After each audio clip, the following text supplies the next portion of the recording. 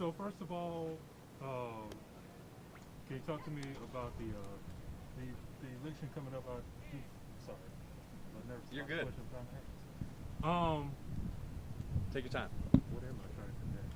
Oh, do you are you concerned in any way about the president's ongoing challenges of the election? Well, I think that the president's efforts to undermine the result in Georgia are an attack on voting rights. And it was the extraordinary turnout of black voters in Georgia that drove Biden to victory here and forced these two runoffs. And the president's attacks on the outcome here are an attack on black voters. And what everybody needs to do is make a plan to get out there and vote in defiance of those attacks, with early voting beginning on December 14th. Do you think it impacts the GOP runoff? You know, it's sad to see that rather than presenting some vision to the people in the midst of a crisis, when people need help and people are dying, that they're trying to undermine the election result. That's an attack on the voting rights of the people of this state. And December 14th is the first day for folks to vote early in these runoffs, make their voices heard. And just one more question. President Trump is scheduled to come here soon. Do you think it hurts or helps Senator Perdue? Well, is President Trump bringing stimulus for families here? Is President Trump bringing support for small businesses? Or is President Trump just going to be spreading COVID at a rally? Trump is leaving, and the question is what we do next. And we need to get out and vote in these elections so that we can contain this virus, get economic relief to people, pass new civil rights and voting rights bills, get on with our lives as a united American people. Thank you. Kelly, you have a question? Sure. So yeah, we've obviously seen Gwinnett and Cobb kind of go blue over the last few election cycles. Forsyth County is not really there yet, but people are, there's a lot of people, especially here, they're kind of hoping that trend continues up here. So can you just kind of tell me what brought you out here to Forsyth County and just why you came out here today?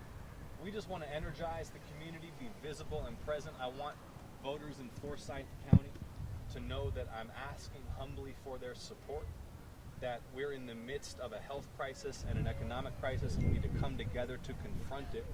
And I am here to earn the votes of the people of Forsyth County. Absolutely. Thank you. Cool. Caroline, do you have one? Yes. So today, ad spending in the entire runoff campaign has topped $300 million already. There's still a month left to go until the January 5th runoff. What do you think about all the national ad spending that's coming into Georgia? Do you think it helps you guys? Do you think it hurts you guys? What do you think we're going to see for the next couple weeks here? Well, I think we're going to get outspent on the air, but we're going to out-hustle on the ground. And this is about health, jobs, and justice. We're building a grassroots movement here in Georgia to turn out the vote like never before, to beat this virus, to get this economy moving again, get relief to people, and to pass civil rights and voting rights bills to ensure equal justice under the law for all. Cool. Jayla. With the Christmas holiday coming up, how are you going to keep voters encouraged to get out and get their voices heard and vote this election? Well, I think there's huge enthusiasm because people recognize the stakes. That beating this virus, that passing economic relief, that criminal justice reform and civil rights and voting rights bills are all at stake. And that's why we're feeling and building all of this energy to participate, and especially among young voters. We're seeing so much commitment and participation because of a recognition that the stakes are really high. And just to follow up on her question, so what do you think about all the money that's coming into Georgia? I know a lot of people are probably happy about it, but what do you personally think about all the money that's being put into this election?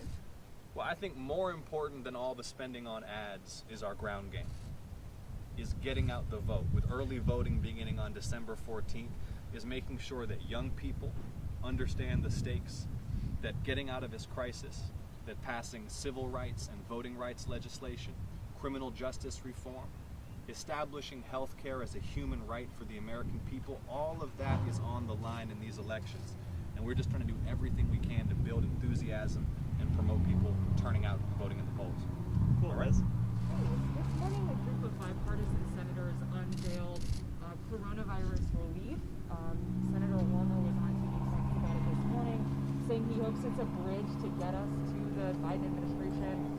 Would you support that legislation? It's about $900 billion right now. It's less than what Pelosi had wanted. It's more than what McConnell had wanted. As a United States Senator, would you support that? Well, if they just unveiled it this morning, I need to look at the details of the legislation.